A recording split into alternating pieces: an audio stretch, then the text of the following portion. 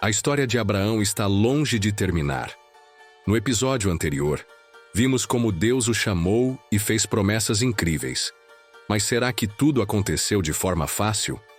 Hoje, vamos ver os desafios que ele enfrentou, a espera pelo filho prometido e o maior teste de sua fé. Prepare-se para momentos intensos e lições que marcam a vida de qualquer um.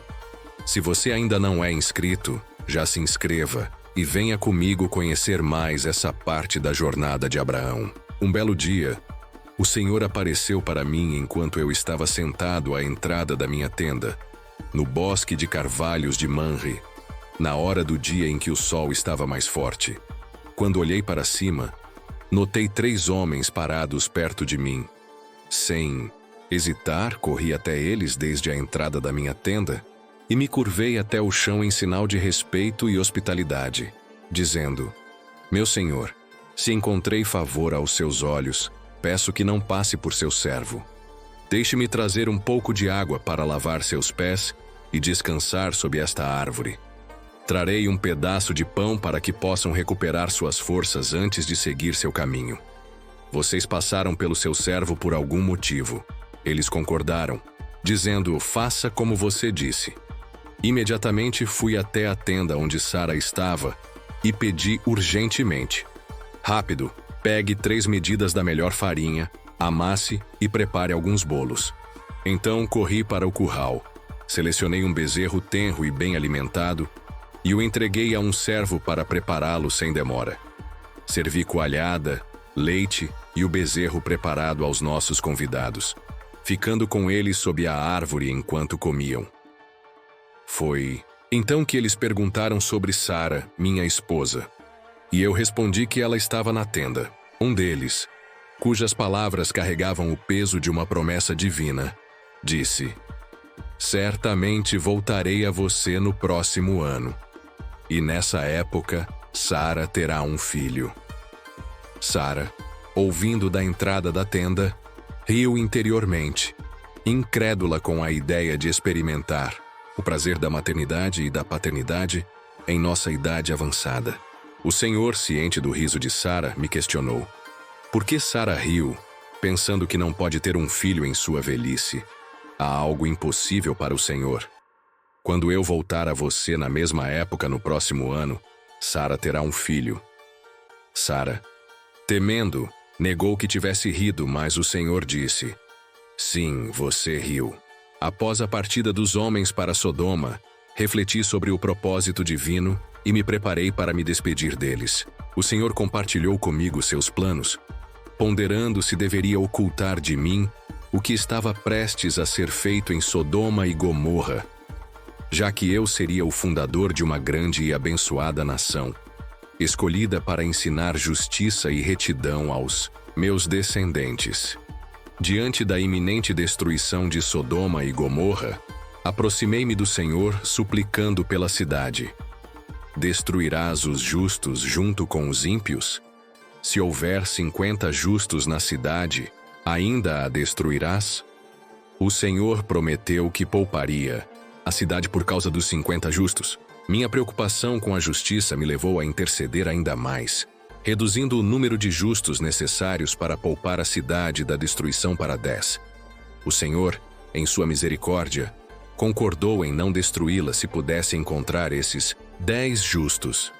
Quando os 2 anjos chegaram a Sodoma naquela noite, meu sobrinho Ló estava sentado à entrada da cidade. Ao vê-los, levantou-se para encontrá-los, mostrando respeito e se curvando até o chão. Ele implorou: Por favor, venham para a casa de seu servo para passar a noite. Vocês podem lavar os pés e, pela manhã, seguir seu caminho. Embora inicialmente relutantes, concordando em passar a noite na praça, Ló foi tão insistente que eles finalmente aceitaram sua hospitalidade e seguiram para sua casa. Lá, Ló preparou uma refeição para eles, assou pães sem fermento e comeram juntos. Não muito tempo depois, os homens de Sodoma, desde os jovens até os mais velhos, cercaram a casa, exigindo que Ló entregasse os homens que haviam chegado, para abusar deles. Ló, saindo para confrontá-los e fechando a porta atrás de si, implorou que não cometessem tal vileza. Ele até ofereceu suas 2 filhas virgens, em vez de permitir que fizessem mal aos seus convidados, uma decisão desesperada que mostrava seu compromisso em proteger aqueles que haviam vindo à sua casa. A multidão, no entanto, o rejeitou e ameaçou tratá-lo pior do que os outros. Assim que tentaram arrombar a porta, os anjos intervieram, salvando Ló e cegando os atacantes para que não pudessem encontrar a porta. Então os anjos revelaram a Ló o propósito de sua visita, a iminente destruição de Sodoma, por causa de sua grande maldade. Eles instaram Ló a reunir sua família e deixar a cidade. Ló tentou avisar seus genros, mas eles não o levaram a sério. Ao amanhecer, com a hesitação de Ló, os anjos o pegaram pela mão, junto com sua esposa e filhas, e os levaram para fora da cidade pela misericórdia do Senhor. Uma vez seguros, os anjos avisaram Ló para fugir para as montanhas sem olhar para trás. Ló, com medo de ir tão longe, pediu refúgio em uma pequena cidade próxima, Zoar. O anjo concordou, permitindo que Ló e sua família se refugiassem lá. Quando o sol nasceu e Ló chegou a Zoar, o Senhor destruiu Sodoma e Gomorra com enxofre e fogo do céu. A esposa de Ló, desobedecendo a ordem de não olhar para trás, transformou-se em uma estátua de sal. Na manhã seguinte, voltei ao lugar onde havia estado diante do Senhor, observando com horror a fumaça da destruição subindo do chão. Embora o julgamento divino tenha caído sobre Sodoma e Gomorra, o Senhor lembrou-se de sua promessa a mim e salvou Ló, um testemunho da justiça e misericórdia divinas, mesmo em meio ao julgamento. A devastação dessas cidades foi um lembrete sombrio das consequências do pecado e da importância da obediência a Deus. De lá, mudei-me para a área do Negueb, estabelecendo-me entre Cádiz e Sur, e finalmente cheguei a Gerar, onde decidi ficar por um tempo. Como havia feito em ocasiões anteriores, por medo de que minha vida estivesse em perigo por causa da beleza de Sara, disse que ela era minha irmã. Abimeleque, rei de Gerar, ao ouvir isso, mandou buscar Sara para levá-la ao seu palácio. Naquela noite, porém, Deus interveio de maneira impressionante. Ele apareceu em um sonho a Abimeleque e o advertiu de que estava prestes a cometer um grave erro ao tomar Sara, pois ela era minha esposa. Abimeleque, surpreso e assustado com o sonho, defendeu sua inocência diante de Deus, alegando que havia agido de boa fé com base nas informações que tanto Sara quanto eu lhe havíamos dado. Deus, em sua misericórdia, respondeu que estava ciente de sua inocência e que foi precisamente por isso que interveio para impedi-lo de pecar contra ele.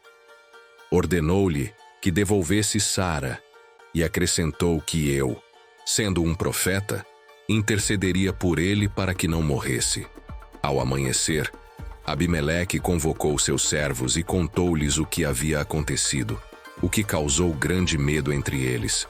Então, ele me chamou e me confrontou com grande angústia, perguntando por que eu havia agido de tal maneira, expondo-o e seu reino a cometer um pecado tão grave. Em minha defesa, expliquei que acreditava que não havia temor de Deus em Gerar, e que temia por minha vida por causa de minha esposa. Também revelei que, embora tivesse dito que Sara era minha irmã, não estava mentindo completamente, pois ela era realmente minha meia-irmã e minha esposa. Disse-lhe que, desde que Deus me fez deixar minha casa, havia combinado com Sara de dizer que ela era minha irmã para nos proteger. Abimeleque, em um gesto de boa vontade e para reparar o mal-entendido, devolveu Sara a mim e nos compensou com ovelhas, vacas, escravos e servas. Além disso, ofereceu sua terra para que nos estabelecêssemos onde achássemos melhor, e deu a Sara 1000 moedas de prata como forma de limpar sua honra. Após esse incidente, intercedi com Deus por Abimeleque, sua família e suas servas para que pudessem ter filhos novamente, pois Deus havia fechado os ventres de todas as mulheres na casa de Abimeleque por causa de Sara. Deus ouviu minha oração e curou todos na casa de Abimeleque, demonstrando mais uma vez sua misericórdia e poder. O Senhor visitou Sara e a mim de maneira milagrosa, cumprindo sua promessa de uma forma que superou todas as nossas expectativas. Sara concebeu e me deu um filho em minha velhice, exatamente como Deus havia anunciado. Quando nosso filho nasceu, dei-lhe o nome de Isaque, obedecendo a Deus em todos os momentos. 8 dias após seu nascimento, circuncidei Isaque, seguindo fielmente as instruções divinas. Naquela época eu tinha 100 anos, um testemunho do poder e da fidelidade de Deus. Sara, transbordando de alegria, exclamou: Deus me deu motivo para rir, e todos os que ouvirem isso rirão comigo. Nunca imaginamos que, em nossa velhice, seríamos abençoados com a alegria de ter um filho. No dia em que Isaque foi desmamado, celebrei com um grande banquete, marcando o início de uma nova etapa em nossas vidas. No entanto, nem tudo em nossa família era motivo de celebração. Um dia, Sara observou Ismael, o filho que Hagar, a egípcia, me dera, zombando de Isaque. Isso levou Sara a me pedir que mandasse Hagar e seu filho embora, pois ela não queria que Ismael compartilhasse a herança com Isaque. Esse pedido me entristeceu profundamente, pois Ismael também era meu filho. Mas Deus interveio, dizendo-me: não se entristeça pelo menino ou pela sua serva. Faça o que Sara lhe pede, pois é por meio de Isaque que seus descendentes serão reconhecidos. Mas também do filho da serva farei uma nação, pois ele é seu descendente. Que história incrível, não é? Abraão finalmente recebeu o filho prometido, mas sua jornada com Deus estava longe de acabar. No próximo episódio, veremos o momento mais impactante de toda a sua vida. O grande teste que Deus colocou diante dele. Será que ele conseguirá passar? Não perca a emocionante conclusão dessa história. Inscreva-se agora, ative o sininho e até o próximo vídeo.